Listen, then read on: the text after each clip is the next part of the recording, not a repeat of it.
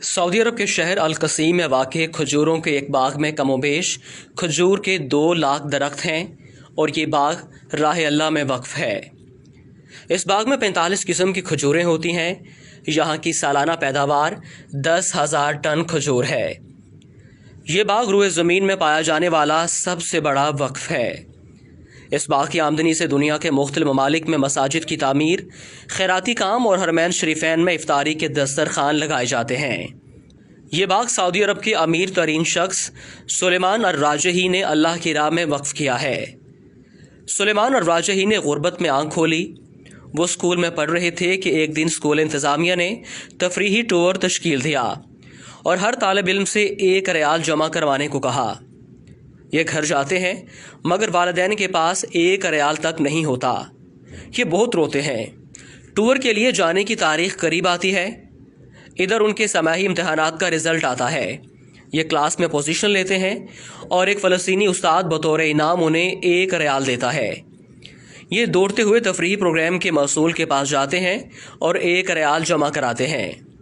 ये अपनी तालीम मुकम्मल करके जद्दा शहर में एक कमरे को बैंक का नाम देकर काम शुरू करते हैं। मुख्तसर अरसे में अर-राजही के नाम से बैंकों का एक जाल पूरे सऊदी अरब में फैल जाता है। सुलेमान अर-राजही अपने उस फ़लस्तीनी उस्ताद की तलाश में निकलते हैं। उस्ताद से मुलाकात होती है। वो रिटायर्ड हो चुके होते हैं। मौशी हालात ऐसे कि घर का चूल्हा चलाना मुश्किल हुआ पड़ा है। राजही अपने फ़लस्तीनी उस्ताद को गाड़ी में बिठाते हैं और उनसे कहते हैं कि मेरे ऊपर आपका कर्ज है। उस्ताद कहता है, मुझ मिस्कीन का किस पर कर्ज हो सकता है। राजही अपने उस्ताद को याद कराते हैं कि सालों पहले आपने मुझे 1 रियाल इनाम दिया था। उस्ताद मुस्कुराता है कि आप अब वो 1 रियाल मुझे वापस करना चाहते हैं। राजही एक बंगले के सामने गाड़ी खड़ी करते हैं जिसके सामने एक बेशकीमत गाड़ी भी खड़ी है।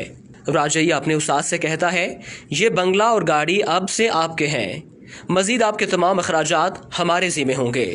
फ़लस्तीनी उस्ताद की आंखों में आंसू भर आते हैं और वो कहते हैं कि ये आलीशान बंगला, ये महंगी गाड़ी, ये तो बहुत ज़्यादा है। राजही कहते हैं, इस वक्त आपकी जो खुशी है इससे बढ़कर मेरी खुशी का आलम था जब आपने मुझे 1 रियाल बतौर इनाम दिया था। ऐसे मोहसिन शनास इंसान को अल्लाह ज़ाया नहीं करता। सुलेमान अर-राजही ने 2010 में अपने बच्चों, बेगमात और अजीज़ो अकारब को बुलाकर अपनी दौलत उन सब में तकसीम कर दी और अपने हिस्से में जो कुछ आया वो सब वक्फ कर दिया। इस वक्त सुलेमान अर-राजही के वक्फ की मालियत 60 अरब रियाल से ज़्यादा है।